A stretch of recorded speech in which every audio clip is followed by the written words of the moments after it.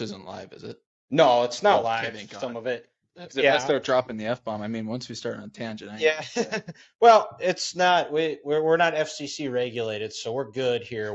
We don't have that to worry about. And Yeah, not gonna. um, Yeah, sponsorship yeah, basically. and maybe it may be. So, well, I guess we're recording. So cheers, Uh, cheers to the America's beer. Old Milwaukee, No, buddy. so If it's absolutely. not America's, it's Mott's.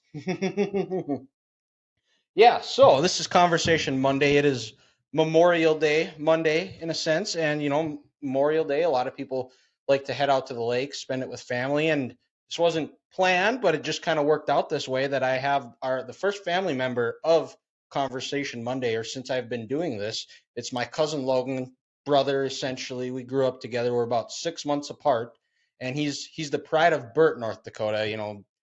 It's North of Burt. north of Burt. We gotta get that Okay, right. but Yeah. technically the hometown is Burt, correct? Hometown's technically Mott. Is it? Oh, Yep, okay. yep. We're actually like 7 or 8 miles northeast of Burt, in the middle of nowhere. Okay. So yeah. Well, that used to have a school though, didn't? What No, would be no. considered the population of Burt? Right now is like 4. Is it 4? Actually, Burt used to have its own.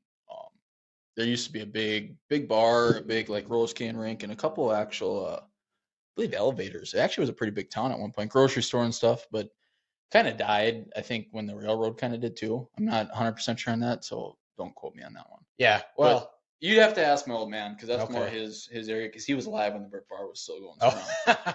that would be a place to go check out, I think. The roller skating rink was actually really cool because that was old school, and that was, I mean, you can still go in there and see it, but it's not, I mean, it's not big, but it's cool. It's different. Yeah. It's still up though?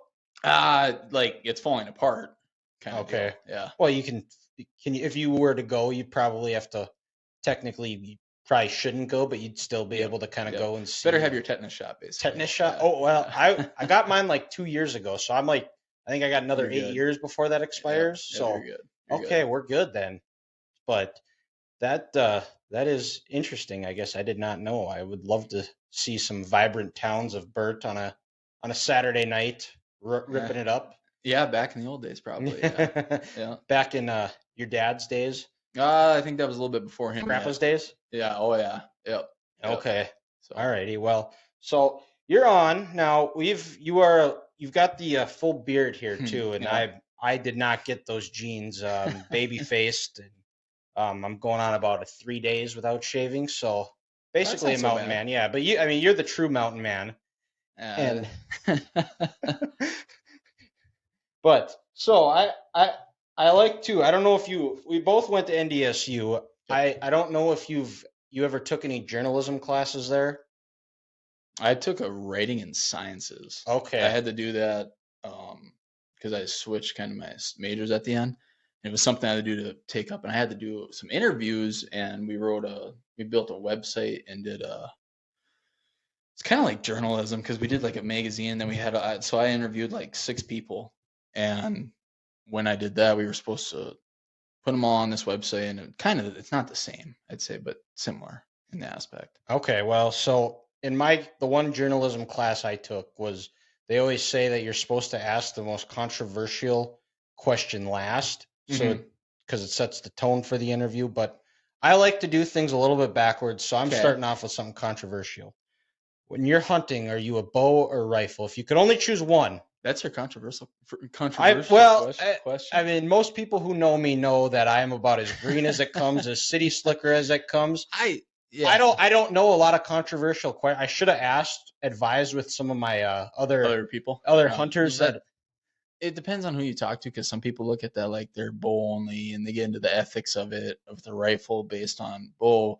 You look at some guys say with a rifle, you're when you use it, if you use it properly, the animal feels no pain. It should be quick and easy. With a bow, you can do that too. And then the bow guys are, I mean, some people, if they're going to listen to this, our hunters, they're going to look at me like I'm an idiot. But bow guys are going to be more of, you're giving them the same, it's more of a level playing field because it's harder. And because you can't, I mean, there's guys that can shoot 1,000 yards and they can have that perfect shot. With a bow? No. With a rifle. With a rifle. Chris Kyle. Yeah. I mean, you got the guys that come out military that can do that. You got guys in local areas that do that too. That's just, I know a lot of people that can shoot at that and hit targets and I mean shoot all day long and just hit their mark constantly past 600 yards easy. Then if you get with a bow, you need to get into the situation where you get up close and personal. See, I do both. I'm not going to say whether one's more, I mean, one or the other. I do enjoy using my bow more because I do get to sneak up. I get to get close and personal. I get to see him. I get to look at him. And if I can get in that point, I've done that with rifles too. So, I mean, it's not much different. I have shot some longer shots too with rifles and had no issues, but I don't know. I guess if that answers your question. Yeah. Well, the only reason I asked that is because on the ranch, if you remember if you've seen the show The Ranch, yeah. When it was Bo and his girlfriend or girlfriend, they were he was on a date with. It was like set up. I kind of know what you're talking about. I can't think of her name, but it was the one that they Rooster and Maggie was his wife, and then the other one was I can't think, but Rooster and his girlfriend were on a date, a double date, trying to set Bo up with her, and they were talking about the buck that Bo had mounted on his house, and he was proudly saying how it was shot with his Winchester, and she goes, "Oh, I thought, a big outdoorsman, tough guy like you, you'd be up in a tree stand with a bow shooting one." Yeah, and there's guys out here. There's some guys I know too that they're bow only, and they look at people that use rifles like that's not hunting. Well, it depends who you talk to. Everybody's got their own opinion, and I use both. I enjoy using both. I just love hunting. I mean, I like being out there and doing that. Either way, just get outdoors and see things people don't see. Yeah, it's pretty much what it is. Being out with nature, and you've been on some cool ones. You were in Mississippi. You've gone to Idaho a couple of times. You've been in Montana. All we're gonna get into, but we're gonna go way back to Little Logan. Hey, we're going until we hit stop. So all right, I don't really have a time limit. We just good thing I got more beer. Yeah, exactly. So we're going all the way back to how young Logan. Little Logan sounds weird, but and I still said it anyways. But there's like two jokes I thought of right when you said that too. I'm not gonna go there. My wife's sitting over here. She's laughing at me now because she knows what I'm thinking. Yep. But so, how old were you the first time you shot a gun? Oh, like you talking BB gun, or I guess like any time caliber, or just just any time, or like when, or like better question would be how old were you when you first started hunting? Well, or like when you got to go with somebody. When I was little, Dad's got pictures of me when like carrying me on his shoulders, pheasant hunting, and taking me with. I mean, I can't remember the first time. I do remember when I was little and we did a duck hunt. I don't remember the duck hunt specifically, but I remember seeing the pictures. I mean, I probably was 7 or 8, or I was even younger than that. Probably, I don't know. That's hunting's been basically a part of my life since I've been little because I look at my dad's been doing it. He was doing it before I was born, and I mean, he was doing it when he was little. There's stories of him doing like kind of what I did on the way to school every day. Hunt birds in the morning, on the way back home. If you didn't get your limit, hunt at night. Oops. And I just kind of followed in his footsteps pretty much. And I'd say when I was old enough, I mean, I remember shooting, like hunting rabbits with Dad, and I remember hunting birds. They gave me a fake gun when I was really little before I could use a shotgun. And I was probably 10 at that point, and I would walk and hunt with all these guys that come up from Tennessee, and there was actually the hunter safety guy in Mott was there. And they took me with, and I was just carrying this gun, doing the proper firearm safety, and just the way I handled myself at that young of age. He came over to Dad and asked him if I wanted to come a year early to hunter safety, being that I was younger in my class. He said he'd let me come in, he'd make the exception because he's seen how well I handled this fake rifle. I mean, I'd shoot it, it still made the same noise, but nothing came out. It was just like dry fires. But it was, I mean, hunting's been a part of my life since as long as I can remember. Absolutely. So. Well, and that's cool that they were able to. And I think that's part of, especially in today's society where guns are such a hot button issue, where these people, they don't they don't understand, and like they don't understand the hunter side of things, where you talked about earlier, where they want it to be a clean kill. They don't want the animal to suffer. And I think it starts from day one. I think it should be, even if you have no intention to ever shoot a gun, I think it's something good that somebody should go through is a hunter safety course, so they understand the power that a firearm holds. Because Yeah, yeah. And 90% of your people that, because I think the big issues right now with rifles and just weapons in general, firearms, is what's been going on in the world with them, and 90% of the hunters aren't the ones that are doing this. I mean, we know what it's like, and there's just a lot of other issues out there with that, I yeah, guess. absolutely. And like respecting the Yeah. power it holds. I think that's such the Well, biggest thing. And I think if people took that, I think they would understand that, like, these some people treat it as a toy. I don't know how much if you know who John Morant is, but he's NBA player, one of the best, brightest stars in the NBA. And he's had two instances now where he's on Instagram Live, one where he was at a strip club flashing a gun, and then the other one where he was in the car with somebody and he's holding it very loosely, and like, just like, that's that's gonna hurt you or somebody else. And that's just a lot of it is. I mean, not no. I don't want to say discipline, but I mean, we're brought up with them. We know. I mean, when I was taught to hunt, when Dad was showing me, like, we take a life. Like, you're killing yeah, something. You are, and you have hunters right now saying, "Oh, we're hunting for meat. We're doing it this way," but you are killing, and that's where people have the issue, is because we are killing a life, but we're not doing it to kill. We are killing, yes, but we're not doing it to kill. We're doing it because, like, 90% of everything, I'd say everything, not even 90%, 100% of everything that I've ever killed, I've used as consumption for food. yep, And that's a lot of the issues where hunting right now, people are looking at. Yeah, I know some people. I had people texting me after I've showed some of my stuff on Facebook, like I'm a terrible person, and I had my mountain lion. I had, oh my god, I remember I on had Twitter when you yeah, posted it. Yeah, I had death threats. People were all over me about that because I killed the cat.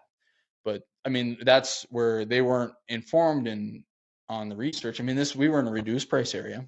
I'm probably jumping off of what you no, want to do here, no, go ahead. but we were in a reduced price area, reduced tag. So what that is they have an overabundance of cats. So I mean, their deer populations, their elk. I mean, they're just getting onslaught by these cats because there's too many cats and the cats have to eat. So they're killing a lot of stuff. So they give out more tags for a cheaper price. And so we killed that cat, and everybody looks at a cat as a trophy. And yeah, it technically is, because not everybody goes out to kill a cat. Yeah, But we kept the meat, and people are gonna have an issue with this too. But we kept the meat. We ate. I mean, you cook it. We didn't let anything go to waste. Kind of like meat eater. We didn't let anything go to waste. We kept it cooked in. Actually, you cook it right, it tastes actually really good. But you have to cook it properly. Otherwise, you might have other issues after that. So, but yeah, it there's a lot of different issues in the world right now with hunting. yeah. Well, and it's funny that you brought that up too, because when I was down in Mexico, we ran into this British guy in the pool bar, and he asked like what the fascination with guns are, and kind of explained to it. And luckily, I had a guy that is a more of an outdoorsman too, and was able to explain it. And by the end of it, I think we turned him into a redneck, and I think he actually had a chew in his mouth by the end. I'm joking about that part, but he actually like understood, and like it was like, okay, I can kind of see why that Yeah. is the way it is. But back to taking your hunter safety course, Hmm. and you go through that, and so you're able to hunt. What was the first thing that you yourself actually, like, where you actually like got a license or a tag to go and shoot? First time I got a license. Or Oh, so like bird hunting, bird. or I mean, we were bird hunting. I believe I was bird hunting before I had a deer tag, but the deer tag was the biggest thing okay. for a young. I mean, you got a youth tag, and that would have been the first thing that I did. Do you remember your Yeah, first time? yep, I remember the first What hunt. can you take us through it? Yeah, I can. So Dad and I, he implemented on me, when you're going to be hunting, you need to work for it. And that's where the thing with the rifles come in, because a lot of people don't, with rifles, yeah, you'll sit there and you'll wait all day till someone comes out. You can be 500 yards, 400, 600, whatever you want to be at. And he said you have to work for it. And not many people do that. A lot of people drive around. I mean, you see people driving during deer season constantly. And I call them weekend warriors basically because they show up on the weekend and they just drive around until they see something and then they leave. We walked. I mean, I was probably 12 years old. I can't remember. And 12 or 14. I don't remember when the youth take was. But we walked miles. And I mean, I was young and we walked a lot of miles. And I remember I we came over we were walking a creek and we were walking with wind in our face and we knew there were some deep holes in the creek, and I bet we were about a half mile, 3/4 mile in, and this was late in the afternoon. We just did a bunch of walking, just Dad and I. And we knew some deep holes were in there, and usually the bucks like to bed in there when it was a little windier out. So we'd figure we'd jump one up. And this is before Dad was before like I started doing what I do now, which is a little different. But we got that buck up, and that buck was running and got up and was running away from me, and I pulled the gun up and I took a breath and just watched it in the scope and I shot it and dropped over and went up there, and then we had the fun part, which was cleaning them out and taking care of them. How far out were you? That was like 20 yards. Okay. It wasn't that far. No. Okay. Did you like in Yellowstone when Tate shot his first, did you get no, the we didn't do the blood, no. No. No, we didn't do the old Indian style being the liver and the heart and all that right away either. No. We didn't do Okay. that. No. Okay. Well, do you remember like what was going through your mind that first time you shot it and you saw it drop? And first time I thought it was the biggest deer in my entire life because I've never done it before, and it actually wasn't very big. Yeah. But that adrenaline rush, that thrill, that was like, I'm doing this the rest of my life. Yeah, pretty much. It was kind of like that time. That was the first time that Dad and I did a hunt together. Like that I remember. I remember like doing that and like an actual hunt, and that was the last time until this year. So okay, yeah. So I kind of learned a lot from him, just from his stories and what he's told me, and I kind of branched off from that and started doing my own. Oh, and you said you were a little bit nervous going into this, and you kind of like just segued into one of my questions. Yeah, I was telling how did you so this might be in your future here. You're a journalist, you don't even know it. I told and I guess I'm not really much of a journalist either, but wow, you're doing pretty good. I try. I told her that once we get started, I mean, if I start talking about a topic, I'm gonna go off on a tangent because I every little thing can relate to something. I feel like just somehow. Yeah. And yeah. So. And well, that's how it was like, well, when I was talking to you on the phone when you got back from one of your other ones, I was like, I was like, stop, you're coming on the podcast. We're going to have a conversation. You're going to talk about this. So, how did you, like, your strategy, like, how did your dad talked about it. What were some of the things that he taught you that you still use to this day? Or what are some of the new things that you've learned, whether it be from visiting with other people or like learning on YouTube or anything like that? So Dad kind of taught me a lot of the basics, and then a lot of like knowing how to read tracks and knowing how to read an animal from just watching over time, knowing what it's going to probably do, like just kind of foreshadowing it basically, and tracking. I mean, he showed me a lot with that, and kind of we went from that, and then everything with the rifle. I mean, number one was safety, knowing your surrounding, knowing your barrel's going, knowing everything about that, and that's a big thing today. But like from what I've done now, like we did a lot of walking, and we didn't have a whole lot of time to do the scouting aspect and and actually looking and watching these animals. It's because we were busy. We're busy at the time when everybody's pretty much scouting, because that's what farming does. It takes up the worst time for hunting season or getting prepared for hunting season.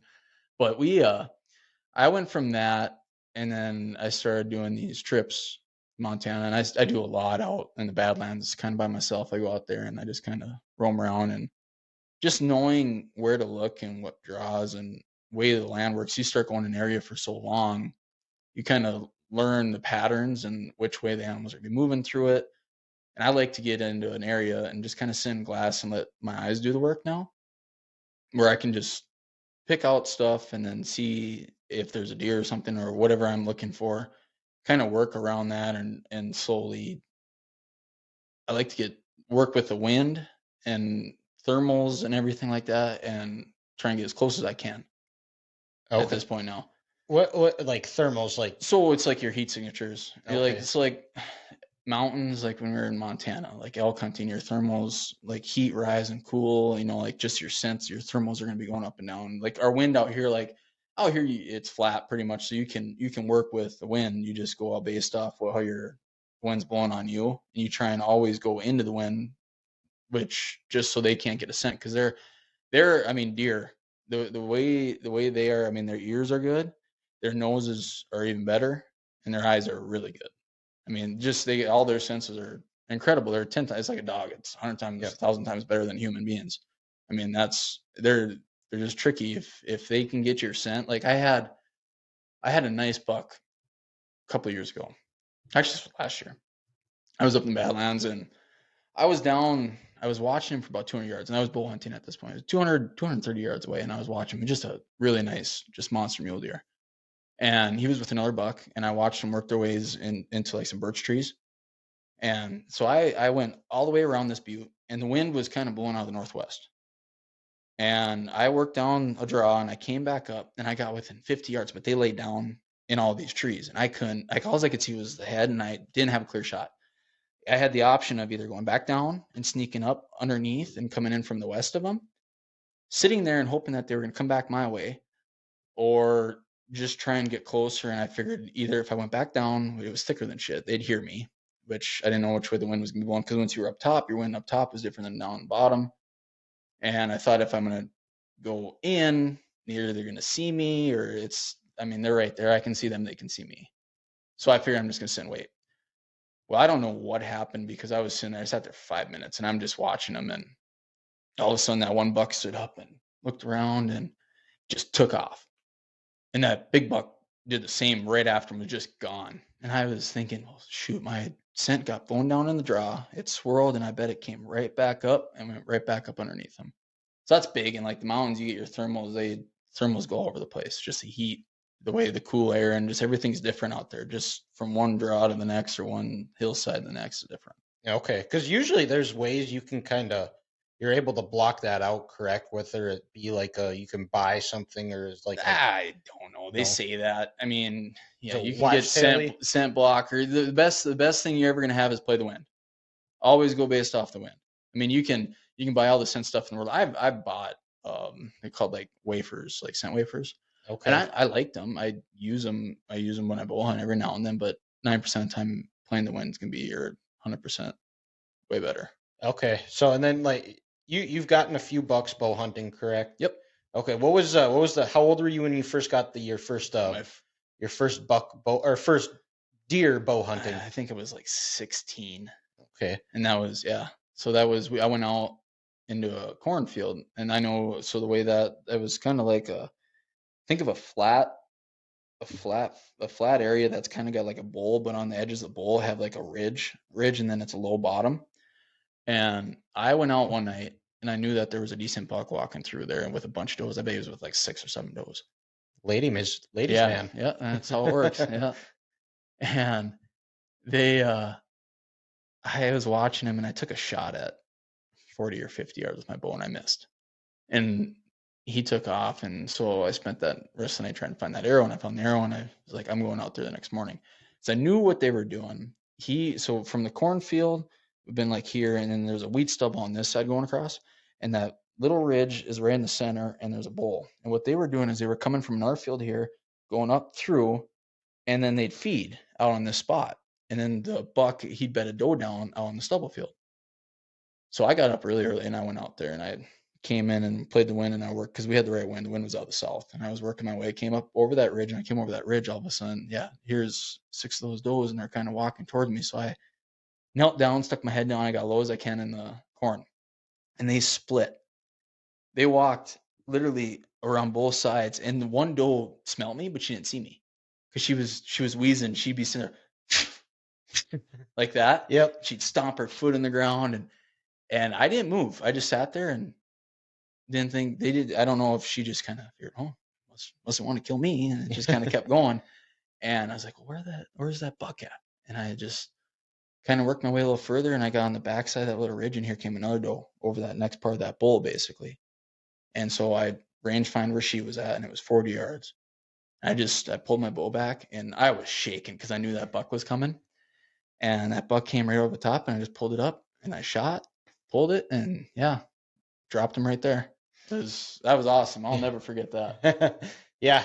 So how much practice did you have going into shooting a bow, and what, like, because you have to be a certain age, but how old were you? Do you remember shooting that first bow, and how much practice did it take to where you got strong enough, confident enough to pull it, and that you could actually go out hunting? So I believe, I don't know if it's every state is this way, but I believe is it 40 pounds or 35 pounds? I think it's one of the two that I'm the I wrong think I person to ask. 35. So it's 35 pounds that you have to pull to actually shoot a doe. So I mean, I started with like the little longbows dad gave me, and then dad bought me I think it was a Parker, and it came with different limbs. And I think the first set of limbs went to 25, and then the next was 25 to 30, and then it was 30 to 40 or something like that. 20 to 30, 30 to 40. And that's how I worked my way up. And I mean, I shot a lot, but I mean, at that time in my life, I wasn't shooting constantly. I wasn't shooting every single day. It was just go out and shoot compared to now where I'm shooting a lot compared to the old days. Okay. Yeah. And then so you got that one, and now you're graduate. You go to NDSU. Did you get to do any hunting out in NDSU? So my buddy Adam and we drove around, did a little duck hunting, but it wasn't really much. I mean, when we were in college, the only time that I would hunt when I'd come back for like Christmas break or whenever we had a break, it basically my breaks would be that was the best part of college, because break time would be like I'd get to go do what I wanted. I mean, I could go up to the Badlands, I could go hunt around the farm. I could do whatever I want. My buddy and I would go hunt coons at night. I mean, that was basically what my life was when I was at college trying to, Yeah. study. Study. Yeah. That's what you were doing. That's right. Yep. That's what everybody does in college. That's how that works. That's right. They don't have any fun. It's just study and grades, Yep. job, right? Yep. And so how do you like duck hunting or like bird hunting? Are there likes that you like about deer hunting that you don't like about bird hunting, or do you have any likes and dislikes of either ones? So with the bird hunting, we had some guys from Tennessee that they started coming up before I was born, I believe, and they were coming hunting at our place for years. So I actually got burnt out of bird hunting, like pheasant hunting, when I was little, because we had so many birds. Yeah. Like it was nothing for me to go out and shoot three birds. I mean, we had thousands of them, and it just kind of was like the Medora for North Dakota. Everybody in North Dakota does not like to go vacation there because it's right there. And then as soon as it's gone, it's like, yeah, I kind of miss doing that. So the bird hunting, I wasn't big on that until maybe like the last 3 years I started getting into that. Okay. And then like the duck hunting, I've really not done a whole lot of duck hunting. I have started sandhill cranes. I did do that, and that's awesome. That's a blast. Same with goose. So the way I compare that to like with deer hunting, you're watching them all year. Like you have an idea of what they're doing, and then you go out and you watch them, and then you see what they're doing, and you work your way to hunt. I mean, you spend a lot of time just tracking, watching what they do, and then you go, and when you get to that point where season opens up, you try and get as close as you can to take your shots, or you try and take the most ethical shot you possibly can, and harvest meat and go from there. Goose hunting is like, I look at it like coyote hunting, or like calling, because you set up deer you're chasing, goose and cranes you set up and you bring them to you. So it's really cool. Kind of like turkeys. Turkey is probably one of my number one things to do now, because it's poor man's elk hunting. Yeah. Like I told you on the phone, Yeah. it is. And I think, was it Luke Combs that said that? Yeah, I believe it was. Yeah, I believe it was Luke Or Combs that Joe said it. Rogan or He somebody said said that. he said it on Joe Rogan's Yeah, podcast. and that's exactly what it is, because you sit and you call and you bring them to you. You basically got to talk dirty to a bird and make it want to just drop its pants for you, and that's how it works. So and dirty bring bird. it in, yeah, and that's so cool to be able to be in that, just to get an animal to talk back to you and then to bring it to you. Like deer, I love the fact that I can get super close. Like I've had does from me to you away, just not know I'm there because the wind's just right, where I had one come up to me once at a doe tag, and I didn't need the meat, and we were gonna go out and hunt, and I was just gonna tell myself I'm gonna get as close as I can to this animal just to see. And I got from EUA, and I was laying there, and I watched that doe lay down, close its eyes, and just start going to sleep. You could see it's the hair on its whiskers going up and down. It was breathing, and I was like, "Oh my god, that is so cool." Do they sleep standing up? That one wasn't sleeping. She laid down. She laid down. Yep, Gotcha. yep. She laid down. Did you So try to like pet it at all? no, No. I was pretty close to it though, because I looked at it and I was like, I could probably poke it with the barrel. This is just not I didn't feel comfortable shooting it because it was so close like that. Yeah. Didn't know I was there, but yeah, I've had a lot of things happen with deer like that, but you chase them. But having the turkeys come in, oh, that's so cool. But I'm not by any means the best turkey hunter out there. I know that. I'm not. This is all new to me with turkeys. I know one of the few times I've gone hunting, and I didn't have a tag or anything, but I remember we went out to the Badlands. It was you, me, Grandpa, and your dad, and we went. Were we turkey hunting? We were turkey hunting. Yeah, it was like the day after Thanksgiving. I kind of do remember that. I think Dad shot a turkey that day too, and that was the first time I realized that turkeys can fly. And I mean, we were little. We were. I mean, yeah, I didn't know that turkeys could 9 fly. or 10 years old. Yeah. That was. I remember that. I remember doing a lot of walking on that one too. And then the one time yeah. No, go ahead. I got a turkey tag. It's sort of I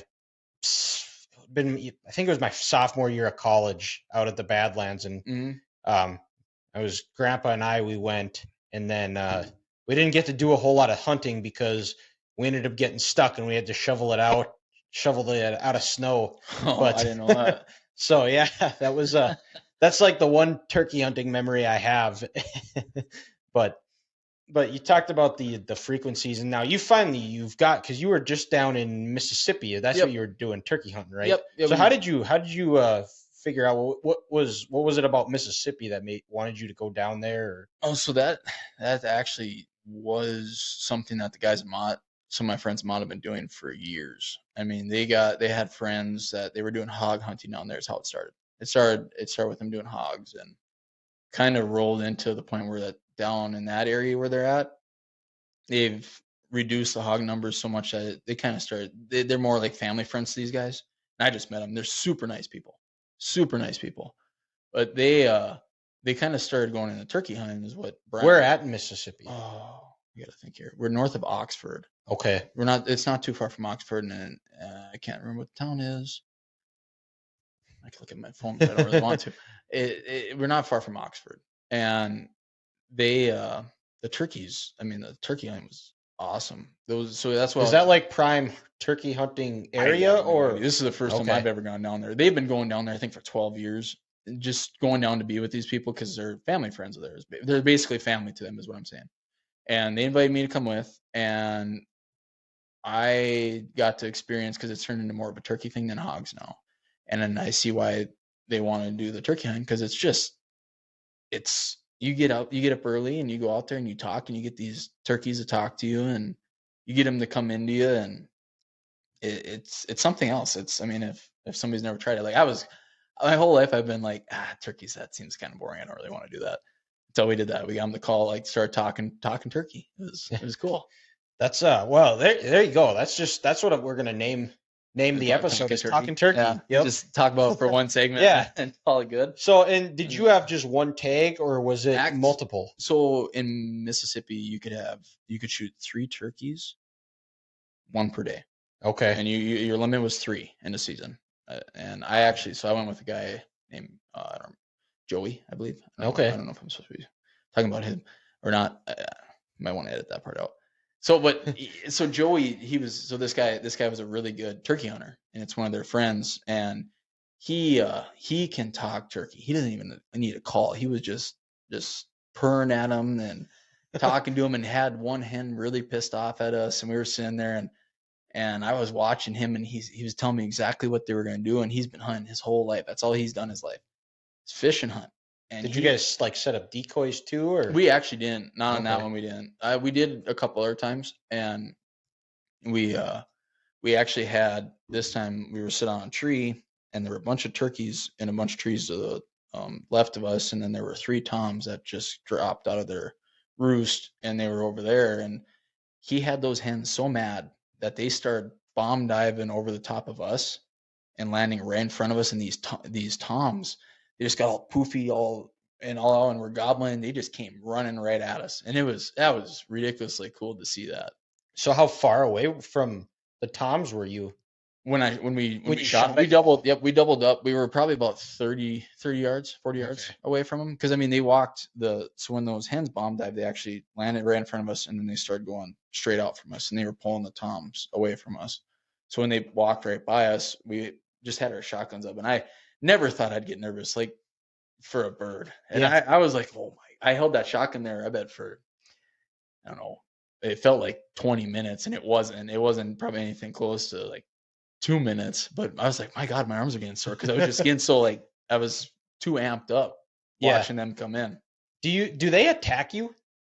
Well, turkeys can. I mean, I've known They're not like geese where they'll There's- just go full psycho mode. there's if you listen to Meat Eater, I think it was on one of their latest podcasts. They were talking about I don't remember if it's in Michigan. I don't remember what state it's in, but there's a turkey that's been attacking people in the town, and they actually had the police to come get it.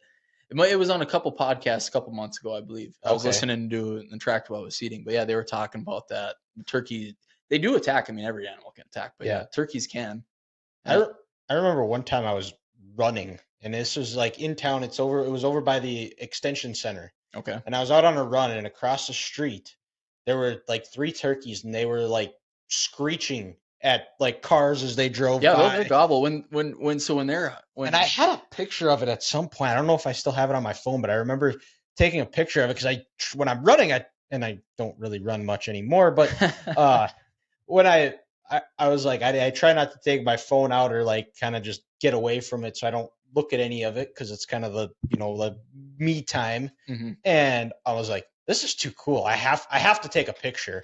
Yeah. And maybe when we're done recording here, I'll see if I can pull it up. But that was like I was like, wow, this is like the first time up front I've ever seen a turkey too, which is like, oh, that's kind of cool, especially because it was in town. Yeah, when they're that one's stupid. I can't think of the word for it. When I keep thinking rut because we're talking about deer. Horny. Basically, I'll think of it here probably in like 5 minutes. But when they're in that time of breeding season, basically they'll gobble at anything. They'll gobble to a door closing. It'll be just anything and everything. They'll just get all wired up and ready to go. So that's really cool when they're doing that. Okay. And then so you're down there. Did you get to do what? Were there any other factors or animals that you were told to watch for while you were out there, Yep. or that you saw that was cool? So, Or I guess, and what was the terrain like there? What was it? A lot of trees. A lot of trees. A lot of okay. trees. And it's not like it's not like the mountains. I mean that it's still got rolling hills. It's kind of like I don't want to say kind of like the Badlands because it's kind of different, but it's rolling hills with a lot of trees, and there's just a lot of trees. We had to watch for, I mean, like ticks. We had everything sprayed. The ticks are terrible down there. Everything was sprayed with perthrum, and then we had to watch out for copperheads and moccasins. Ooh. And we didn't see anything, but I mean, we were walking in the dark, and sometimes you'd hear turkeys in the area, and you'd go in without light just because you don't want to spook them, you don't want them to see you, and you want to get in the spot before they do. It's like when we'd sit down, I was always like, I'm terrified of snakes, just because I can't me stand too. rattlesnakes because I've dealt with rattlesnakes. Yep. So are you hunting them early in the morning or late at night, or like what's kind of the time of day that you're going out hunting? So the trick is to figure out where they're roosting. If you can find out where they're roosting, then you can work from there. You can get an area, you can call them in, or where they're feeding at. You kind of work off where they feed, where they roost. Mostly what we were doing the best hunting was in the morning, early in the morning, because they were going to come out of the roost and they were going to go down and feed. And then in the evenings, they'd be either feeding and then going back to the roost. So, I mean, like the guy down there was telling me, he said that your better chance of hunting. Some guys do it. Some guys can call and they can do all that in the afternoon and get them just fine. And I'm new to this. I'm not an expert on this in any way, but they better chance were in the morning when they were coming down. So that's kind of what they were saying. Okay. And then back to the animals that you're. Yeah, I actually shot a coyote. He looked like he was pretty messed up when we were down there. He came in. We actually had 2 coyotes come in when we were hunting, but I shot the one, and we had the snakes. My one buddy almost stepped on a pretty big moccasin. They had another water moccasin that they saw along the riverbed that they took care of. And we How did. big are those snakes as So size I wise? mean, Because and they are they're venomous. they're thick. I mean, they're thick. I don't know. They get like, I'd say like that long. Okay. Like, I don't know if it's 2 feet, foot and a half. I mean, they just Do they have a season for them, or is it no, just no. just if you see them you can shoot them type of thing? There's some guys that say every snake, dead snake's the only snake or something like that. I don't know how the Yep. saying goes, but The best snake is these, a dead yeah, snake. best snake is dead snake. So some guys like that one they killed, and it's kind of because that's an area where they go and where their kids go, and that they took care of Yeah. it like that because they don't want something like that to happen. And the one that my buddy's almost he was walking, he said, and he just turned his light on it. Or he had his light off, and the sun was just coming up enough, and when he looked down where his foot was, he seen the white mouth open. And he took it. He said he took a couple other steps, and he was freaking out. He didn't want to shoot it with a shotgun because he didn't want to spook the turkeys, and they were on their way. And my other buddy was right in front of him. They were walking, and this is a lot better story if they tell it. But they went back and they couldn't find the snake, but he said it was huge. And I mean, I believe him because he doesn't get scared by much, and that scares the crap out of him. Yeah. And I mean, the stuff we were walking through, there was a spot I was leading, and I just turned a red light on, and I saw two little beady eyes. And the first thing that went to my mind is that's a snake, and I stopped, and they're like behind me, "What are you doing?" And it lunged towards me. There's a mouse, and I was like, I feel so pathetic for getting scared of that. Well, that runs in the family though, Logan. Mice? People afraid of fear mice. Yeah, not this guy though. No. It's just that initial like. Yep. Oh, it's not like they're scary because I've had times too where it's like, oh, geez, a mouse. Where it's like, I'm not gonna go scream bloody murder. No. Not like some people in our family. Yeah. But yeah, they had insects were bad. I mean, we had the centipedes. I had one in my shirt that was one of the poisonous ones, and they had a lot of the wasps, and I'm allergic to bees. I think they're red wasps. We had a killer, I think it was a killer cow ant that was crawling in between my buddy and I. Remember, we were shoulder to shoulder on a tree, and we were like two little schoolgirls. We didn't know what the heck it was, and we were trying to kill it because we no idea. Just looked very bright red and scared the crap of us because it was crawling right towards our feet. So were you guys in a tent or were you guys staying in a cabin? Oh, when we were down there, yeah, we were staying in somebody's like trailer house. Okay, like they're, I guess they call it the camp house. So. Yeah, but so like with this Mississippi trip, do you want to? Because you talked about doing hog hunting. Did you see any hogs down there? We did not. No. And we went out that one night. My buddy's kid and I and one of the guys down there, and we drove around and we saw two coyotes that night, and we never saw hogs. We saw a lot of deer. Okay, but that was pretty much it. Is that something you'd want to go back for? Is try to do a hog hunt? I would. I'd like to do it once. I'd like to do it probably just. I mean, I'd like to do it just to do it, just to see how they did it and just kind of experience it. I'd go back down for the turkey hunting. Yeah, that blew my mind because I've never done that. Didn't have a clue. Yeah. So do you, you talked about how your guy you were with, he's really good at calling turkeys. Do you know?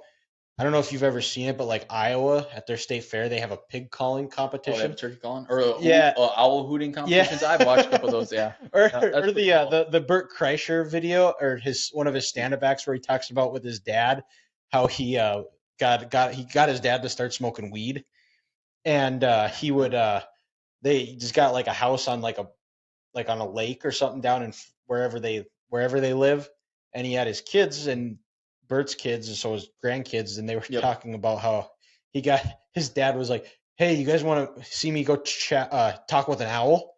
And so he starts like calling this owl, nothing, and he tries it again, nothing, comes back a third time, nothing, and then they go back and he's like, "Oh, what the hell? It went away." And then all of a sudden, about 5 minutes later, he starts hearing it. His dad sprints down, and then all of a sudden they look across and there's a flashlight or something. I can't remember the exact story of it, but it was a guy across the lake that was hooting back at him. Oh, he was talking back to him. Yeah. But so Mississippi is definitely gonna. Have you ever done a hog hunt at all or no? Okay. No. Because there's not much in North Dakota. I think there's more up by the Turtle Mountains. Yep, and there's talk that there's hogs coming out of Canada down here, but that's gonna be up in that same area probably. And I do trapping up there too with my buddy Adam, and so but I've never seen hogs up there. Okay. So And so I will stay with the M states. You've gotten to go on a couple of cool hunts in Montana now. I know there were a couple for deer. Did you do anything else other than? yeah, we did the elk hunt. That's right. You did do the elk We hunt. did the elk hunt last year, and that was not successful. And we did. I mean, I've been 3 deer hunts out there, and I've ended up going with a group each time, and ended up going back by myself each time, and then doing it by myself to get one. And the first time we went out, we went to the breaks, and that was a group of 3 of us, and we never been there, didn't have a clue what we were doing. We didn't have a clue. We didn't know what we were doing at all. And that was kind of a little bit of an eye opener for me to see a whole different area. It's like basically it's like the Badlands on steroids. Is the way I look at it. How far in Montana were you at? So that was over by like Jordan, and I'm thinking that's like 6 hours. 6 hours. So it's kind of over by like in the Bozeman. No, we're the breaks are northeast, further east of Bozeman. Okay. I'm trying to think like is it north? I'd have to look on a map just because we went out to the breaks twice. We went the first time we went around the northern route, and when I went back, I actually just kind of went across the border. The first time the first time we shot up by Glasgow. I think it's Glasgow. Okay. We shot our mule deer by Glasgow because we were in an area where it was really getting in kind of sucked with a pickup and a trailer because we were going to canoe across, and we didn't realize how fast the river was flowing, and we realized that canoeing with all our gear trying to go upstream like Lewis and Clark was not going to be as easy as we thought it was going to be. Those guys had to be jacked to do what they did, but I don't think back in those days either that the river was near the size it is now because of dams and everything too. But I mean just what they did had to been awesome. Well, and Uncle Dean has it as his cabin, and I have it. It's on my list of books to read, but they talk about, and maybe hopefully by next time. You're pointing at something. Yeah, no, I'm pointing to my like the table I have that's stacked full of books. Yep. Not that I read a lot, but I just want to make sure I think I know which book. It's Undaunted Courage. Yep. That's basically the journal and the story of Lewis. Yeah. Yep. And that's actually really good. Yeah, I haven't read it yet. Hopefully one of these months what they did is it's phenomenal. I mean, it's awesome. I mean, if I had to go back to a time back in the past, if I had a time machine, pretty sure that'd be the time I'd go back because we'd have the prairie grizzlies out here and everything like that. Because most of your grizzly bears actually were original. Yeah, well, like the Revenant, that happened by Lemon. Yep, but the movie is nothing like it at all. Like watching that, and you see how like the big is like, man, this is not the Lemon, South Dakota I remember. I remember going to the movie and the first time thinking, oh, this can be cool. It's going to be by Lemon. And then all of a sudden I was like thinking, how are they going to make this interesting? Because it's all flat and grass. Yeah, it's all trees and nothing like what it actually was. But it's still a good story. It is, yeah. Well, and they've got the huge statue up in Lemon. Yep, and the movie's ending is completely different. Then there's a book based on that too, and I can't remember who writes it. But it's supposed to be pretty good. I never read it, but they actually does the whole like timeline and the story of the events that took place. In the end, he doesn't actually kill him. Yeah. That's breaker for anybody that's watching or reading it. Spoiler alert. Yeah, spoiler alert. That was like 2000 and it was like 16, 15, 16. Yeah, it was. That's weird to think that was 7 years ago. We were still in college when it was made. Yeah, that makes me feel a lot older than I thought. Yeah, it does. But so back to your Montana hunt here. Yep. I think this is the first one you're talking about. Yep, the first one. So we did that. We were in a bad area, and I kind of went off on a little bit there. We were in a bad area, and we knew if it was supposed to rain and snow, and we needed to get out of there because we weren't going to be able to get out with the trailer. And so we took off, and we kind of headed to a different area, work our way back home. And on the way home, we decided just to kind of roll down a trail, and we got lucky. We saw mule deer, and we worked our way up. We walked about 2 miles to where they kind of were, and kind of went over a ridge. And my buddy Adam shot his, and then I shot mine. And from there, we had to pack the whole way out, and it was raining, and that was like gumbo clay, and that sucked. What's gumbo clay? You think about like there's like yellow clay, just it's super sticky. Like I was walking with my boots and I'd end up with like a 6-inch, 8-inch heel pretty much all the way across my foot. Made me a lot taller, but it was terrible walking because you'd walk and it'd just be weight, more weight, more weight, and then you'd kick. And I had the whole deer on my pack. Adam had his split with Wyatt, and I think Wyatt had part of my back straps. I mean, that was 4 years ago because we had a year we took off in between. And that sucked. That walk sucked out. But we got done, we got back, and we did that. And then the next year, I think we had a year off, and then the next year we went out again. Adam and I went out by ourselves this time.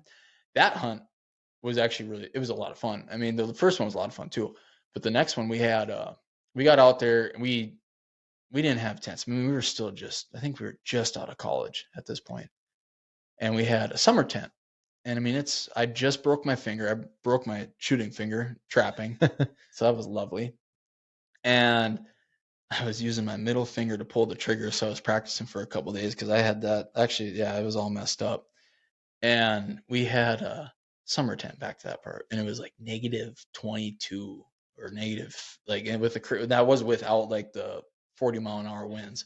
So we got out there, set up our tent, and at night I would boil water, put in a water bottle, put bomb my sleeping bag for my feet, and then like idiots, we took rocks and cooked them in a fire and put them in a Dutch oven in the tent. But what happens? Yeah, condensation. So you'd wake up the next morning, you'd be soaked. You'd just be colder than shit. And we got up, we'd dry, like warm up, and then we'd get out after it early in the morning. And we saw some really nice deer. And I missed a deer, and it was a rookie mistake. I had the scope all the way to the max, and when I was into the sun, I couldn't see. And I had it, but the problem out there was we learned that everybody and anybody, when you get into a really good area, there's orange everywhere.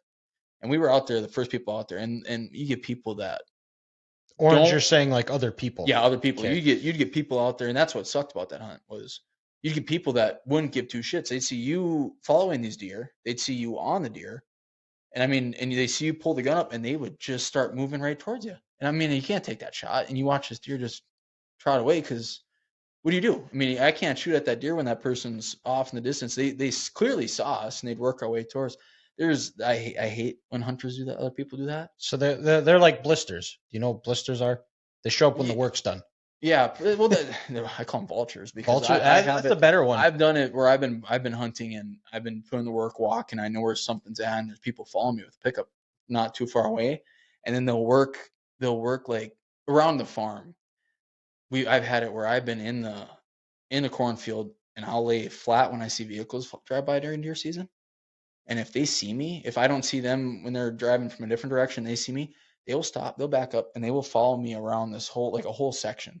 I'm working a creek, and I'll see them, and they'll just slowly idle, and they'll just sit there, and they'll wait till I kick some out, and then they'll chase, and and that drives me nuts. But that's what it was like in the breaks. There was so many people. We need to get into an area, and that's when I learned you need to get away from everything. I mean, we were getting out away from the trails. I mean, we were getting off the road probably 3/4 a mile, and there were a lot of people there, and that was the issues we were having.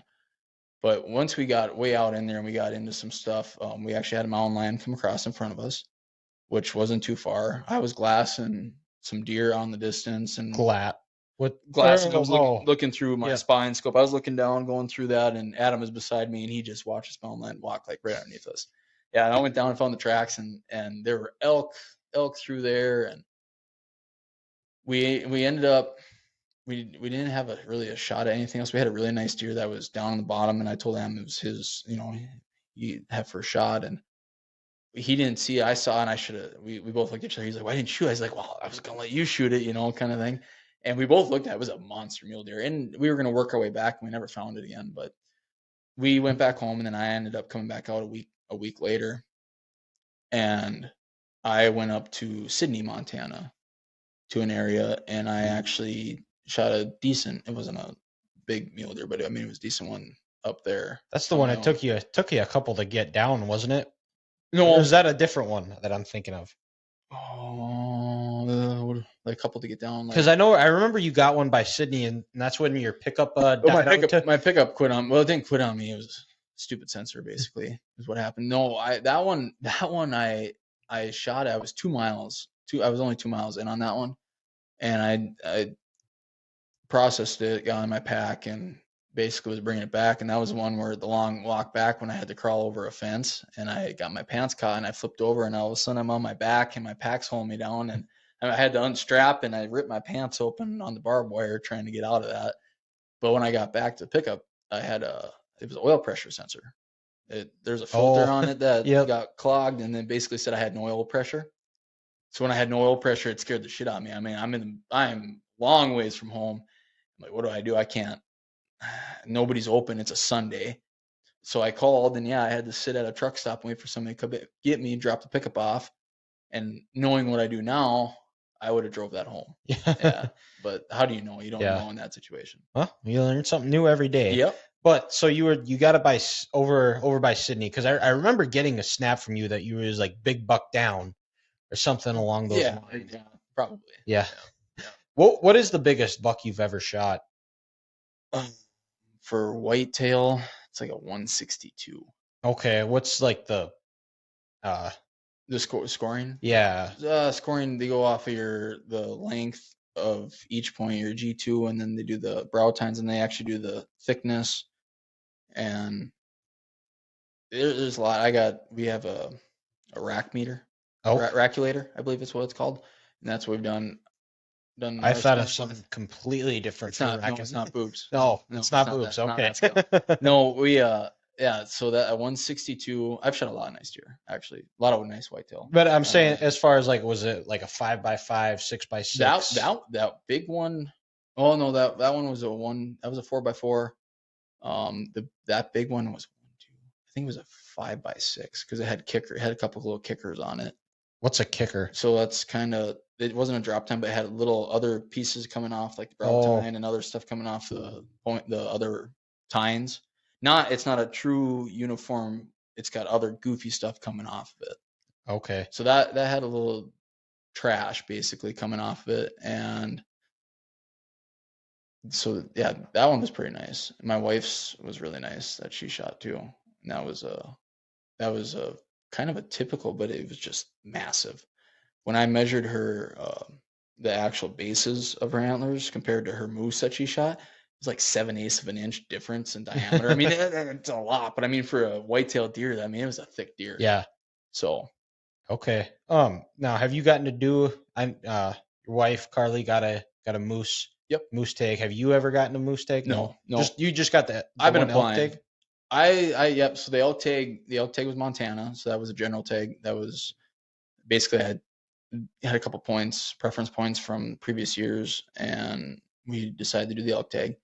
And I mean, I've been applying for elk tags throughout multiple different states to build up my points, because a lot of states you need different points. I mean, in some states depending on where your unit you're in, every unit's got a different percentage draw. The more points you have, more bonus points you have, you have a better chance at drawing tag. Like North Dakota, when you're talking like elk, moose, and bighorn, those are once in a lifetime. You mean I don't know, your percentage is like, God, I think it's like 1% chance of drawing in most of the units for moose and elk.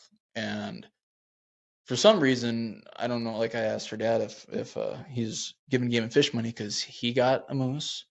Her twin sister got a moose 2 years later, and then 2 years after her, she got a moose too. And we've been patiently waiting for one too, but yeah, I've been applying. So is it like years. For one of the three, or is it like one for each? No. So like a lifetime moose, lifetime. Yep, you can apply for lifetime each. bighorn. You can apply for each. Okay, and it, depending on what the population is, what they base off the takes. I believe that's how it works. But every state's different. I mean, like there's some states where you can do. I think it's Idaho. Out of staters can apply for that. One of their once in a lifetime, but theirs is like you can only apply for one. You can't do all three. You can do one at a time. That's okay. It. Okay. So you now the elk. Did you, when you were out in Montana, did you get a good look at an elk, or did you get a good shot, or what kind of happened to where you weren't able to get one? So that's kind of that's a long story. We didn't really have an idea where we were going, and we decided to go to Little Belts. And we got out to Little Belts, and we came across a actual, like they say there's no grizzly bears in Little Belts. And yeah, we came across a cub, and yeah, the sow was down in the bottom. And yeah, we had that cross the road in front of us on the way in. And we went up, we hunt a couple days. I love Adam to death, and he's gonna listen to this and he's gonna hate me. Um, Adam's a good hunter. He just was not in shape for the hunt, basically what it was. And love you to death, Adam. Sorry. and and we did a lot of walking, and I mean the problem is we had so much snow. We got there and they got dumped on. I bet the first night that they had 15 to 18 inches of snow the first night up on top of the mountain. I mean, it did that for like 3 days straight. The first day we got there, it was rain and snow on the bottom. I bet we had 5 inches of snow down at the base. I was at like 5,000 feet where we were at. We were going up to almost 8,700. I'd have to look up my maps again where we were at, but we got up into an area where it was fresh snow and there were tracks and I mean we were elk tracks or yep elk tracks track? Okay. elk tracks yep, and we were it was 2 miles up is what the walk was to the top from where we were at. Everybody out there, I never thought that was gonna be like that in the mountains. Everybody drove. Everybody was driving trails. Nobody was walking. It was 90% because of the snow. And I kept saying, we get out there. We need to get out deep in there and we're gonna get something. Well, we got up top and we got on. I mean, they were fresh tracks, and you could smell them. I could smell the elk, and I was like, they're right up here somewhere. And it was a big south-facing slope, and that's 90% of the time when it's cold like that, they're going to be on that south-facing slope, so they get the sun on them, so they can warm up during the day.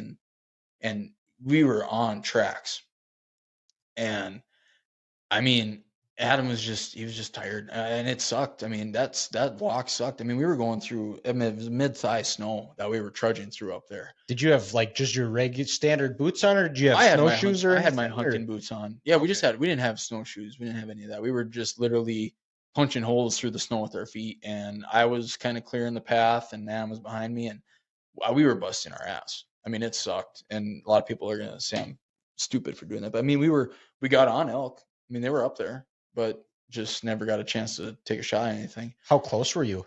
We never saw them, but I could smell them. So if you could smell them, they got to be close. Okay. And it smelled just like piss. Yeah. I don't know. It just smelled different. Well, and elk tags, they're a little bit easier to get in Montana, correct? Maybe. No. They still like you won't get one this year. Your percent. It depends on what you're doing. If you're doing a general tag, I'd say every 2 years. You can get one. If you're going for specific units where you have to get your general and then you have to get drawn for that unit, I mean, your percentages are like, it depends on what you're doing with a bow or rifle. I mean, every unit's different. I mean, that's why there's so much research that goes into what you do. Like the breaks. Like if I want to do archery elk is like, is it 0.01%? No, not archery, for rifle. 0.01% for a rifle draw. Something like that. And where the bow tag for the breaks for an elk is a lot higher percent chance. I mean, your chances are completely different. So okay, is there a better spot as far as like point size for their racks or like as far as like where you're going?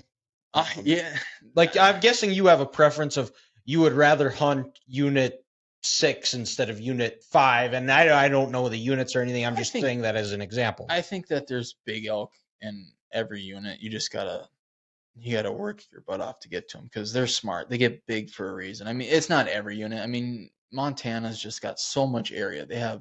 You got areas down by the park where they're coming in and out of the park, and there's big elk down there. You got areas up in the northwestern part of the state. You have western part of the state, southeastern part of the state. They got big elk too. I mean, you look at North Dakota. There's big elk in North Dakota too. It's just it's everywhere. You just got to get drawn, and you got to have the want and desire to actually bust your ass to get one, because you're not going to get a big one easy. Some people get lucky and they do, but you got to bust your ass. Yeah. It's same with deer. You got to be working. Like the areas that I hunt in the Badlands, these are areas that I've been going to for years, and it's not the same spot. I mean, I've got spots where I call like little honey holes pretty much. And I've actually helped I've helped buddies, family members get deer up in there. If they get a mule deer tag, because it's like one every 5 to 7 years you get a tag. So I mean, you just gotta know the area. Elk are hard unless they say like 6 years of hunting until you can actually get an elk, and it's not easy. And it's not. You look how big they are. Yeah. Just to pack out. If you're by yourself, you're gonna be busting your ass for at least 3-4 days. Especially in like Montana, especially where like the terrain is so much bigger. Like you said, it was the Badlands on steroids. Like, well, that's if you get one out to mountains, that's a whole new ball game. And then you got to pack it out and like, yeah. that does not sound fun. And you're probably you could be 3-4 miles away, and that might even be on the light side of saying how far away you were. Yeah, I So mean, like if you were to shoot one, how far would you have been to where you would have had to pack out? well, that would have been like where we were at that time up top. That would have been easy. I mean, we were straight up the mountain from where we had our camp set. I mean, that was just a packing tent that we had set up. We were about 2 miles up, and I mean that's uphill up to the top. And I mean it was a hell of a climb from 5,000 to almost 9,000 feet. I mean, we busted our ass walking up that through the snow. But when we got up top, the walk down's 100 times easier. Yeah. 100 times easier. I mean, I like I told him, I said, we shoot an elk up here. Walk down's gonna be pack down's gonna be easy. It's just gonna be coming back up. It's gonna suck. I Yeah. said, I'm not. I mean, we had like 4 or 5 days left, and if we would have shot one up there, I wouldn't have been one bit afraid to do it. I wouldn't have been scared to shoot one up there. It wouldn't be the first time I packed something out, Yeah. and something I've packed out worse things before. Okay. Yeah. And I mean, it's just that you're the battling the elements, you're battling other animals that want to eat you, Yeah, whether it yeah. be a bear, a You mountain know, lion. like everybody's got the big thing about bears, like grizzly bears. Yeah, they're there. Grizzly bears are everywhere, pretty much in the western part of Montana, and you need to be bear aware, but you can't be worried about bears constantly because a lot of people go through their life hunting out there and they don't see one. Yeah. And then you get guys that just have like that weird luck and they see one I know I've talked to some buddies out there and they got a friend that he's never seen a bear when he's hunted, but when he goes with this guy, they always see one or two grizzlies Yeah. every time. Well, and I've heard stories too of like after you shoot one, the guys don't even get to keep it because there's bears that circle it because they want it as meat, Oh, you're as food. talking the elk? Yeah. Oh yeah, like dinner bell bears. Yeah. Yeah. That I think that's more in like Wyoming. I think they have in Okay. Montana too. Alaska, like the Kodiaks were known for that. Just the sound. That's why they call them dinner bell bears. Okay. Just the noise is what brings them in, and that's because bears actually. So bears are more of a scavenger hunter. So they pretty much steal their food from other animals, and that's kind of how they. That's what they do. Yep. So So they're similar to like that's kind of how wolves are too. Because I've seen videos of like in Yellowstone where there's like a well, bear that's eating like an elk, and then there's wolves surrounding it, and the yeah. bear scares it off. Wolves are more of a hunters. Yep. They kill. They like to kill. Like we had when we've been hunting Idaho, the guy that we go with, he was telling us stories about where he was chasing a cat, and the wolves in that area were getting really bad, and they were hunting for fun. Where he was getting a cat, he was on these cat tracks, and the dogs were going, and he came over the top of the hill, and all of a sudden he got on wolf tracks that were following the cat tracks now, and his dogs were in there too. Well, he kept going, and then all of a sudden, just a bloody massacre. They found this tom that just got decimated by these wolves, and wolves actually 9%. I was listening to something else. It was most of the time wolves are the ones that are killing, and then the grizzly bear comes in and steals the kill when they're Oh, not looking. Is what happens. They're the more of a come in and take it, and then they're big enough and they're just huge, yeah. and they can fight everything off, and they'll just sit there and be on that the whole time, and that's theirs then at that point. And that's kind of where you have to be careful with what you do with your meat. You need to be, like I said, bear aware when you're in mountains Yeah. or you're in bear country. You need to know where your food, like you don't want to be having your food anywhere near your tent. You don't want to have any food in your tent. You don't want to have any of that. You don't want to make it, you don't want a bear to know you're there. You like, they'll know you're there, they'll smell you, but you don't want to give them a reason to come into your tent. And like hanging your food, your kill, like your deer up in a tree, or that's why they call it meat tree, or hanging stuff in trees, and you keep it so high off the ground and so far away from the trunk so grizzlies hopefully don't go up and get it, or and keep. And then when you go in to get your meat, you got to be careful going in. That's kind of where most of the issues happen, or if you stumble across a bear in an area like that. So Okay. because they get territorial, Yeah. like that's theirs now once they're there. Especially if it's a mama bear and they've got cubs. That's different. They're protecting their Yeah. cubs. Yep.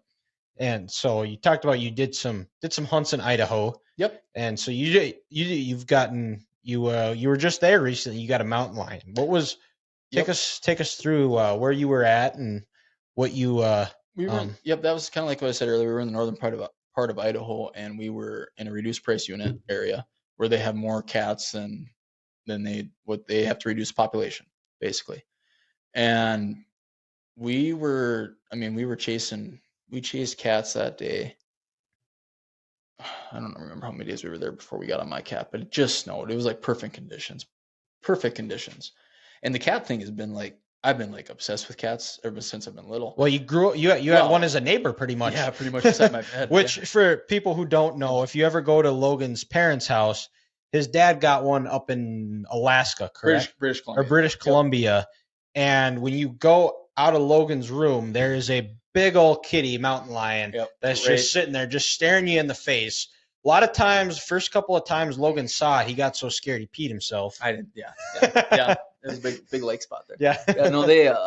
Yeah. You come out at night to go use the bathroom, and you turn, look to your right, and there's these glowing eyes standing right there. And Oh, I'm done. Right across from me is a bobcat, and in the back corner is a lynx, and you're like, yeah, there's cats down here. So, but I didn't mean to interrupt you. No, but, you're fine. So you had an early obsession with cats. Yep. Well, yeah, I suppose you could say it's obsession. Yeah, I wanted to do a hunt like my old man did. It's pretty much what I wanted to do now. I wanted to shoot a bigger one. I wanted to one up them. So then I started hunting out here in the Badlands, and I was trying to chase them on foot, just so I say I did it on foot without hounds. And that's a big controversy too. That's one you could ask about, like hound hunting.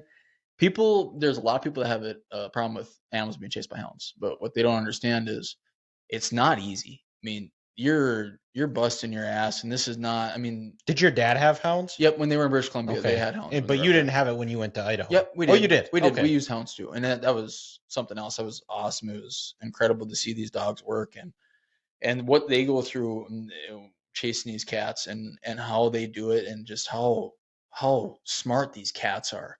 I mean, it's a hunt. It's not easy, and they say fair chase. It's a fair chase, because we've been out there 3 times for cats, for lions, and we've only shot one mountain lion. The 3 times we've been there, and we've been there 7 days each time. Oh, the one time we were there like probably 14 days. I think it was a lot. It was a right? No, we were there for like the 5 days, and we went to South Idaho. You don't want to talk? She just No. want to be a part of it. Yeah, we were there a lot that first year. We shot my cat, and we got on a really big tom, and that was the one that we were trying to get her to get after. And we got into an area where we went off the public land, and they went into private, and the dog was being held up by a landowner, and we had to let the cat was treed in the landowner's property somewhere. And yeah, that hunt ended there, and we we had rain the next couple of days, and it was no longer snow, so the conditions were not ideal. And Is that the goal always, to try to chase the cat up to the tree, or do you want to get it down from a tree? No, you want it to be in the tree. Okay. You want to get the cat treed. Why is that? It's so the dogs don't get hurt, basically. Okay. Yeah, but there's guys down in the south. They chase them in the cliffs, and they get them into cliff areas, and they have them on top of like little brush areas. I mean, it's treeing a lion. It's where they get to the land where the point where he's gonna just stop and either hold his ground. That's how you get the cat. I mean, they'll go a long ways before they'll tree, depending on the cat. Each cat's different. Do you see it ever where like the cat gets treed and there's dogs around, and you're kind of around where the cat will jump down and attack the dogs? So we've been out there 3 times. I only shot the one cat, but I've heard stories of it happening. The dogs get it. I mean, they get hit. I mean, even the guy we've been going with, he was telling us he had one of his favorite dogs got killed by a cat, and the cats are smart. I mean, that's why and strong. So big. Oh yeah. Like I remember looking at like the one in your dad's basement, like just their shoulder muscles are huge. Even yeah. So that kind of gets me that. So like these cats, they're not dumb, and they're with like what you're saying with the dogs getting attacked. Oh yeah, these dogs have like a hatred for cats, and that's why they're so about it. Like catching these cats, and they're dogs that get hit. So my cat was actually treed, and we were working our way towards it, and I watched it. I could see the tail, and I could see the cat jump out of the tree, and the cat ran, and I was North Dakota me thought, and just pull the gun up, and then I was like, yeah, dogs are chasing it, don't shoot. And they got treed again. I think it was like probably 100 yards or 200 yards over the next ridge and down and along some bunch of deadfall.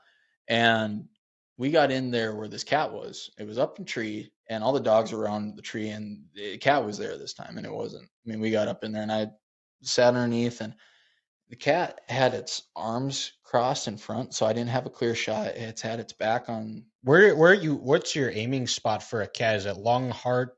Yeah, pretty much. Yep. If you can get a clear shot at vitals or something. And the only shot I had was right in the front chest, but it had its arms over the top, like on the tree. It was like this. How far away were I you? was right underneath the tree. I Okay. mean, I have the video on my phone. I can Like if show it you like that. if it Yeah. were to like if it jumped down, It it'd be was, on top of yep. you. So it wasn't very happy and it kind of snarled. And then I watched. So I asked the guy, I said, yeah, so I'm pretty much, I looked at him and said, yeah, I don't have much of a shot here. And I didn't want to go around because I mean, we were going to be shooting.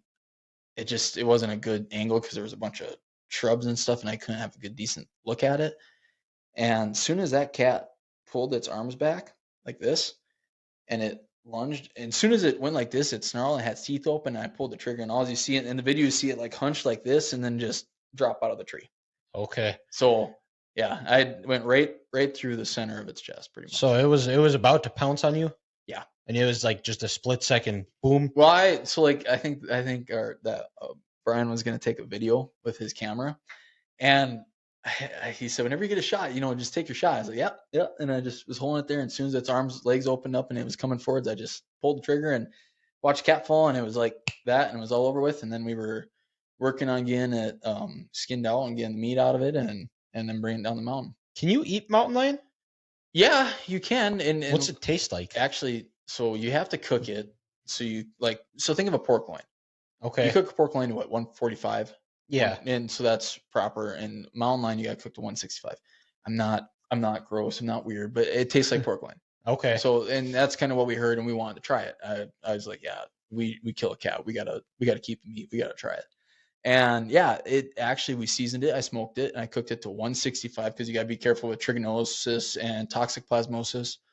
You think of what cats eat. You think of what any predator eats. I mean, they're eating other animals, and other animals could have disease. I mean, just what they do is it's like us. Because are they animals that eat it from they eat ass raw. to tail, or ass to nose? I can't answer that question. No. I don't know that. Okay. No, you look at They're not like coyotes, because coyotes eat guts. I mean, Yeah. I'm assuming a cat probably doesn't. I'm not 100% sure with that. I don't know. But they have a lot of disease. I mean, the plague, and they can have all that just from, because if you look what they eat, they're eating rodents, they're eating anything and everything, and think of the parasites and everything they have. So yeah, you got to cook that basically so it's tough. But you cook it right, it tastes good. Actually, I did that for a little bit of a food, kind of like a get together. A bunch of us had, and I brought mountain lion, and we had crawfish and a bunch of other stuff. And yeah, it wasn't. I mean, it was it's just something different. Yeah. You gotta. We're not letting it go to waste, Yeah. basically. Yeah. Yeah. And so you mentioned going out to Idaho, Montana, beautiful scenery, mountains, and everything. Yep. Are like leading up to those hunts, are you doing like certain workouts? Like, are you like walking on a treadmill in elevation, or do you do enough? Because you do go out to the Badlands quite a bit, I do go out to Badlands where a lot. you're fairly well seasoned. Is there any other different type of workouts that you have going on that you do to get ready for the hunt? Because I feel like that's a very underrated aspect of it, is like, because you're walking 12, 15, probably more miles in a day. Yep. You look at like when you pack in a tent, you pack in everything. I mean, you're taking and that too, where you're carrying 40 pounds of stuff too. Well, yeah. So I mean, you got your food for say 5 to 7 days. You got all your food. You got your clothes, what you're going to be wearing. I mean, you're wearing basically what you're going to have in, but you just whatever you might need. Then you got like your med stuff, like your kill kit, your everything, and then you got your tent and your boiler and all your gear in a pack. And you pack in a ways. I mean, yeah, there Mountain Toughs out there. That's kind of like a workout app, and you can use that. And I've used that. What type of workouts do they have for it? They have a lot. I mean, they got a lot of what they do is like working your legs, doing a lot of running, and mental aspect. A lot of it's like you mentally, because you get into the end there, and I mean, you're burning calories. I mean, when I went out the second time out into Little Belts with my old man, and we were up there, and I mean, we were putting on miles and miles, and we were busting our ass going through snow. And we were burning a lot of calories, eating a lot of food. And you got to have what we packed in our packs was what we ate pretty much a day. I had 1 gallon Ziploc bag for every day, pretty much. We had all the food in. And some days you wouldn't eat it all, but some days you just weren't hungry, but you needed to eat, and you'd force it down, and you'd eat it, and you'd feel good. I mean, just basically like working out stuff. Summer's tough. Like right now is the prime time to be gearing up to get ready for like September hunts and getting ready Especially for. here because the weather's nice. Yep. And like a lot of what I do is I get a chance, I do running. I got a row machine. We use a row machine. Um, a lot of it's like getting my pack with weight in my pack. And then I spend a lot of time in the Badlands. I do a lot of walking. Like just this last couple weekends ago when I had that cat Yeah. follow me. Yeah, Crazy video. Go check out yeah. Logan's. Your account's Instagram. public, right? Yeah, yep. Okay, yeah. It is It's now. right It on is there. now. I So didn't have it public yet. I do now. So I was was private. that cat stalking you pretty much Yep. then? Yep. Well, I don't. It's more probably stalking the dog is what was happening. Oh, Yeah, we were. Yeah, that was crazy. We were shed hunting for elk, and we found one elk shed. And I mean, I knew where the elk were at. I've been following those elk for years, and just happened finally I came across one of their sheds. And before that, came across a big cat track. I mean, it was a monster cat. And I remember when I stepped him out. I think it was like 54 or 56 inches from foot to foot. Because when they walk, they go like I'm measuring from front foot to back foot, and he was overstepping, and they don't usually do that. They usually step in their own tracks, kind of deal. He was a big cat. It was a big cat, and found a fresh, steamy excrement over on top of the hill that was cat shit, basically. And I was like, yeah, that's hot. There's a cat here. Found a cat kill down the bottom. It was a doe that was buried under a tree with a bunch of grass and shit on top of it. And yeah, all day long, the walkout. We were about 8 miles in at that point. And the dog and I decided to head back to pick up, and we'd be walking, and she'd be out in front of me, sniffing bird in, looking at birds and chasing birds, and all of a sudden she'd stop, stick her head up, and we had the wind on our back walking out. She'd stick her nose in the air, and I'd watch her, and she'd look back at me. She'd look back at me, and then she'd look around, and she'd walk right by me, and she'd sit down behind me, and she would just stare off into the distance. I got a picture of her doing that too when we were up on top of the butte. But she would do that down these draws, and I kept thinking was like, "What are you doing? Come on, let's go!" And then all of a sudden we'd be going, and I'd have the hair on my neck and my arms stand up, like something was right behind me, and I'd turn around and I didn't see anything, and I kept thinking, "Yeah, you saw that dude, that cat kill. did you have a It's in weapon your with head." you of I had a anything? pistol with. Okay. Yep. And yeah, I kept thinking, yeah, my head's playing mind games with me, and we got to the end, and I just had this gut wrenching feeling something weird was going to happen. And I mean, the draw we were walking out to the road where the pickup was at, and it was just thick on both sides. Like you could kind of see through it just because there was much leaves and grass in there right now. But I mean, if like this time of year right now when everything's growing, you're not going to really see through there. And I didn't have her on a leash all day. She was running around out in front of me, and she wasn't going too far. And I decided to put the leash on her at the end. Just weird feeling. And I had my hand on the pistol, and we were walking out, got up to the pickup, threw her in the pickup, and I looked back down that draw, and here comes this cat walking right out of the same spot where we walked out. I was like, holy shit. And we drove down. I drove down because where he came out, I could see it from where I was at, but I had to go down a hill. And right when I came up over the hill, that cat was walking across, and he seen me coming. And I kind of was like, holy shit, this is cool. And that's when I got the phone out. But I got the phone out right after. So I had the phone out. I was trying to get Snapchat open up to get a video of it.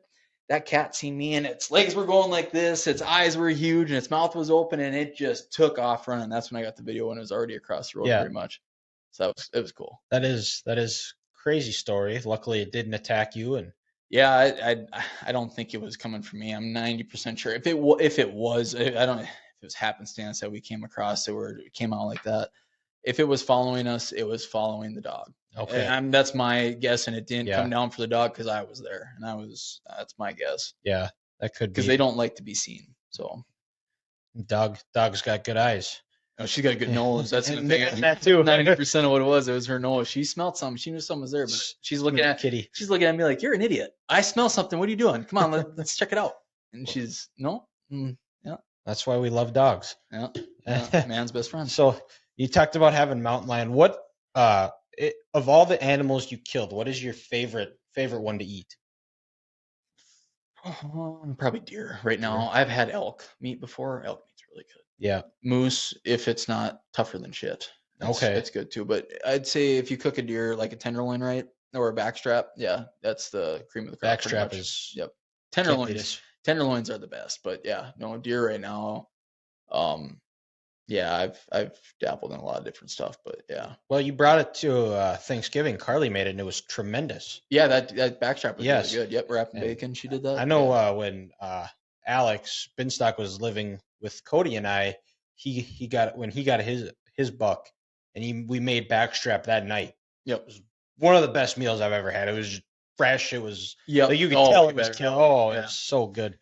And so, do you have any dream hunts? You know, you've gotten to go turkey hunting. We talked a little bit of boar hunting. You've gotten to do the elk. You haven't gotten one yet. Yep. But what are a couple of your bucket list hunts? So I had a list. I made a list when I was younger of what I wanted to do, kind of like the top 10 things I wanted to see and do before I like died, pretty much a bucket list. Yeah, like you said. Yep. And Alaska was on there. The cat, I always wanted to get a cat. That was my number one thing, and I accomplished that goal young. And Alaska, I'm going to Alaska next year for caribou. Oh, you got a tag? Well, we're doing a do-it-yourself. We're doing a do-it-yourself hunt. We're going to be What's buying. that? So basically, my buddy, and his friend and I are going to be flying in. I don't remember what town we're going to fly into, and then they're going to take a plane and they're going to drop us off in the middle of nowhere. Oh, And we're going to be out there, I believe, for 9 days, and we're going to hunt for 9 days, hunt hard 9 days for caribou okay. in September. We're doing that next year. I'm absolutely jacked to do that. 24 or 23. So it's like this coming September? It's not this coming September 23. It's going to be 24. Okay. Yep. We're going to Alaska in 24, and that I'm really looking forward to doing that hunt. Kind of been a dream for a long time. Yeah. Just to hunt Alaska would be awesome. So we're doing that, and then I'm waiting to see if I'm gonna be doing an elk hunt here in New Mexico, and that's going to be through an outfitter as well. I'm doing that because to get drawn down there is ridiculous, and I kind of have a couple. One of my buddies got friends that were hunted down there, and they said it was really good hunting. And I want to do that at least once because elk hunting is tough if you don't know where you're going, and we don't have like when I was saying about like the working out season, like we should be working out like right now Yep. at the time, and I'm busy in the field doing all that. That's prime time to be scouting for elk too. It'd be like July, June, and then as soon as August and September roll around, that's August is harvest time, and August is time to be scouting, and that's September is bow season, and that's when elk are rutting, and that is bugle season, and that's the time to be hunting them. Okay. But yeah, we're busy then usually, so I don't get time to scout, and that's why I want to get one decent elk hunt in my lifetime. Other than that, Alaska. Would you ever want to go like internationally anywhere? Someday? Like go like an African safari or like I honestly like go. I know like a guy who I coach with. He was our offensive coordinator. He went to New Zealand and got a red stag. Red stag. That'd be. I'd like to shoot like a tar or like a chamois. That's in New Zealand, and a red stag would be cool to go down there and do that. And Africa, yeah, because you got the five big game, the big five down there. What is that? What lion? Rhino, buffalo, lion, yeah, rhino, lion, water buffalo. I think hippo would be one, and then I'm missing one here. That's an animal that like I can't. I wouldn't want. Hippo. I Those wouldn't are want scary. I wouldn't want to hunt a hippo. It'd be more. I'd go down there for like I can't remember what kind of deer they are, but they got the spiraled antlers. Yeah. Yep. No, I can't think of the name of it. The thing with Africa too is I don't think you can export anything back into the States. Oh, really? Yep, I don't think you can. Don't quote me on that. I'm thinking like I don't think you can. Like if you did a lion hunt, you can't bring the lion back. Okay. You remember Cecil the lion, that doctor that killed Yeah. that? I think that's kind of when that stuff started. It might have been before that. I'm not 100% sure. That had to do with something with transporting out of states. I don't remember. I'm pretty sure that you can't bring that back. Is it tiger wouldn't be considered one, would it? Tiger, I don't. Because tigers are considered endangered. Tigers are in like India. Yeah. Yeah. Not in Africa. Because this was probably 4 or 5 years ago now, on the radio show I'd used to listen to in the morning, where there was one. It was in India, and it was a man-eating tiger, and it killed like 9 people. Well, there's a tiger that was in India that killed like 359 people. Oh, it's like killing a village. I tell you what, I should give you a book to read. It's by Peter Capstick Hathaway. It's the Death in Silent Places. It's Okay. literally he started as a stockbroker in New York City and turned into a wild game, like a actual professional hunter in Africa. Wow. And he talks about stories with lions. He talks about stories. Should I have this closer to me? No, you're good. Okay. He talks about stories with lions. He talks about stories with alligators, hippos. He talks about all the big five. He talks about snakes, dealing with them down there. Awesome book, and he's got like 3 or 4 of them, and that's something. If I mean, if nobody's ever read that and they're into hunting, like that's a death in dark places, death in a dark continent, death in silent places, and long grasses. I mean, there's a bunch of different books from him Okay. that are really good. Interesting. But yeah, he like it like killed 9 people, and they talked about how like would tigers like when they kill like a person because of like what humans eat, they like that's all they hunt from now on. That's all they'll go after because they like the ginger and like all the other spices that people eat like they like love the You're not talking taste of about it. the okay, Yeah, okay, not the red hair, yeah. but or the Spice Girl. I 'Cause was I think I there thought was you a were going Spice to Girl Spice Girl, ginger. Ginger Spice. That's what I was going to say. You're not talking about Spice Girl Ginger. No, but like They're not coming back yet, are they? No, they could be. I don't know.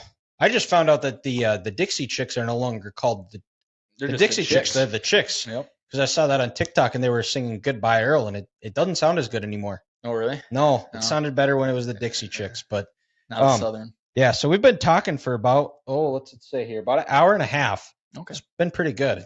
Flew by. Yeah. And when you come back from some other hunts, maybe as deer opener approaches, we can Yeah. come back. We can talk. But so one more question here is, when you're hunting, you're out kind of, you're on your own. You got to bring your own food. Big thing is MREs, which is meals ready to eat. What is your favorite MRE? So I've done Mountain House, the dehydrated foods, and the freezer or freeze dried foods. Done Mountain House. I have done. They have some good ones. They got a good. I think it was biscuits or beef stroganoff's pretty good. But I started buying. I'm trying to think what they're called now. I can picture them in my head, and they're really good. Oh, I gotta pull my phone off. Now I gotta look what they're called. What? Yeah, Peak Okay. refuels. Oh, they're good, and I haven't really had a bad one yet. I don't really have a favorite. It's just kind of you get to that point. Most of those days, like when we're out actually busting our ass out there, they really really good. Everything tastes good. Yeah. If you're really hungry, but I do like the biscuits and gravy from Mountain House, and I do like I think it was beef stroganoff from Peak Refuel. I Okay. believe it was beef from. Yeah, I got a bunch from them. There's a Yeah. bunch that are really good. Chicken and chicken and rice. That's a good one. Too. Okay. Gotcha. That's So Mountain I House. and I also lied that was the last question. This is the last one. You talked about you've gone out with a lot of your friends. You've done some of these. You've gotten to go hunt with your wife. Yep. And she's actually with us right now. You can't see her; she's off camera here. So putting you on the spot here, what is your favorite hunting memory of all time that you have? Ooh.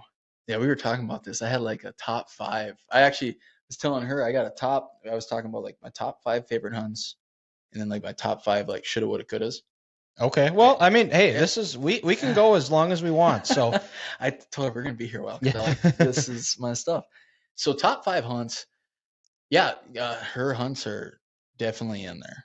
I mean, I think my favorite hunt of all time right now is probably the one with my dad, this last one, just because it's the only other hunt him and I've done since I got a youth tag. We've never hunted together, and then the mountains, and I never thought I'd get him to go and hunt with me again. Just that experience, and then him watching me shoot this monster mule deer, and how big was it? I didn't score it, but I mean it was.